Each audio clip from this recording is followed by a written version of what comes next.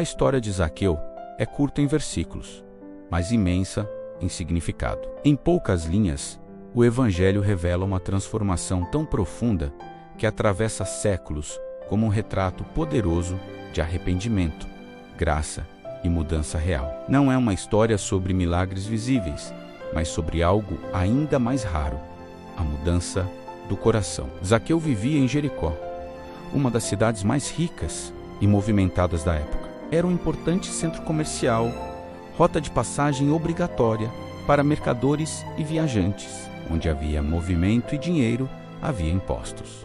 E onde havia impostos, estava Zaqueu. Ele não era apenas um cobrador de impostos, era chefe dos publicanos. Isso significava poder, influência e riqueza. Mas também significava desprezo. Para o povo judeu, os publicanos eram vistos como traidores. Trabalhavam para o Império Romano, exploravam o próprio povo e enriqueciam à custa da injustiça. Zaqueu era tudo aquilo que as pessoas odiavam. Rico, sim. Respeitado, não. Temido, talvez. Amado, jamais. O dinheiro o havia colocado acima de muitos, mas também o havia isolado de todos. O texto bíblico faz questão de destacar um detalhe aparentemente simples. Zaqueu era baixo de estatura. Essa informação vai muito além da descrição física. Ela antecipa o conflito. Zaqueu queria ver Jesus, mas não conseguia. A multidão era grande demais. Pessoas que o desprezavam estavam entre ele e aquilo que no fundo ele desejava. E aqui surge a primeira grande pergunta da história. Por que Zaqueu queria ver Jesus? Ele já tinha dinheiro, já tinha posição, já tinha poder. Mas algo faltava. Talvez fosse curiosidade, talvez inquietação, talvez um vazio que riqueza nenhuma havia conseguido preencher. O fato é que Zaqueu queria ver Jesus não de longe, não por ouvir dizer, mas com os próprios olhos. Ele poderia ter desistido, poderia ter aceitado que aquele não era um lugar para ele. Poderia ter pensado que Jesus jamais se importaria com alguém como ele. Mas Zaqueu fez algo inesperado para um homem rico e poderoso. Correu à frente da multidão e subiu em uma figueira brava para poder ver Jesus passar. Esse gesto é profundamente simbólico. Um homem adulto, rico, influente, subindo em uma árvore como uma criança. Zaqueu abandona a dignidade social para satisfazer uma necessidade interior. Ele se expõe ao ridículo. Ele se permite parecer pequeno, porque pela primeira vez reconhece que é. E então acontece o impensável. Jesus para em meio à multidão, entre tantos rostos. Ele olha para cima e chama Zaqueu pelo nome. Zaqueu, desce depressa, porque hoje me convém ficar em tua casa. Esse é um dos momentos mais impactantes dos evangelhos. Jesus não apenas vê Zaqueu, ele o conhece. Não apenas o conhece, ele o chama, não apenas o chama. Ele se convida para a sua casa. Naquela cultura, entrar na casa de alguém era um gesto de aceitação, comunhão e honra. Ao fazer isso, Jesus quebra todas as expectativas sociais e religiosas. Ele escolhe estar com alguém considerado impuro, injusto, indigno. A reação da multidão é imediata. Murmuração. Entrou para se hospedar na casa de um pecador.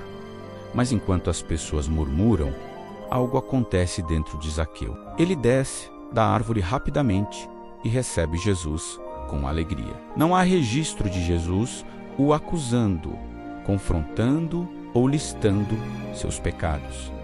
A presença vem antes da correção. A graça precede a mudança. E então, diante de todos, Zaqueu toma a palavra. Ele não é pressionado, não é coagido, não é ameaçado.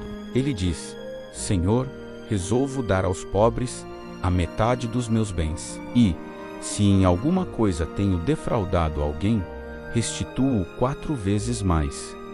Essa declaração é extraordinária. A lei exigia restituição simples ou, em alguns casos, o dobro. Zaqueu vai além. Ele se compromete a devolver 4 vezes mais. Isso não é arrependimento superficial, é transformação concreta. Não é discurso emocional, é decisão prática. Zaqueu não pede perdão apenas com palavras. Ele demonstra com atitudes. Nesse momento, Jesus declara algo que ecoa até hoje. Hoje veio salvação a esta casa, porque também este é filho de Abraão, porque o Filho do Homem veio buscar e salvar o que se havia perdido. Jesus não diz que Zaqueu será salvo. Ele diz que a salvação chegou, não como promessa futura, mas como realidade presente. A mudança não começa depois. Ela já começou ali. A história de Zaqueu confronta diretamente a ideia de que pessoas más são simplesmente más. Ela revela que, muitas vezes, por trás da injustiça existe vazio. Por trás da ganância existe fome de significado. Por trás do acúmulo existe carência. Zaqueu não se torna diferente porque decidiu melhorar. Ele muda porque foi visto, chamado e acolhido. Isso não diminui sua responsabilidade. Pelo contrário, a graça não o isenta da restituição. Ela o impulsiona a fazê-la. A história também revela algo desconfortável. A multidão que se considera justa é a mesma que critica o gesto de Jesus. Pessoas que nunca exploraram ninguém se sentem moralmente superiores, mas não celebram a transformação de um homem perdido. Preferem a condenação ao arrependimento alheio. Zaqueu, por outro lado, não discute com a multidão. Ele não se justifica, ele muda.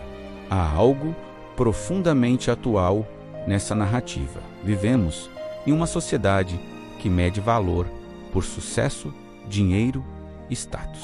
Zaqueu tinha tudo isso e ainda assim precisava subir em uma árvore para enxergar sentido. Ele representa todos aqueles que, apesar de aparentemente bem-sucedidos, carregam uma inquietação silenciosa. Pessoas que aprenderam a ganhar, mas não a viver. Que aprenderam a acumular, mas não a pertencer. A figueira de Zaqueu se torna um símbolo poderoso. É o lugar onde ele admite sua limitação, onde ele se afasta da multidão e se expõe, onde ele para de tentar parecer grande e aceita ser pequeno. E é exatamente ali que Jesus passa. A história de Zaqueu nos ensina que a transformação não começa quando mudamos de comportamento, mas quando permitimos ser vistos de verdade. Que arrependimento não é apenas sentir culpa, mas reorganizar a vida. Que salvação não é uma ideia abstrata, mas algo que invade a casa, os bens, as relações e as decisões. Zaqueu não apenas recebeu Jesus em sua casa, ele permitiu que Jesus reorganizasse sua história. E talvez essa seja a pergunta que a história deixa no ar. Se Jesus passasse hoje, o que em nossa casa precisaria mudar? Porque Jesus ainda chama pelo nome, ainda se convida para entrar e ainda transforma não apenas pessoas, mas tudo o que elas tocam.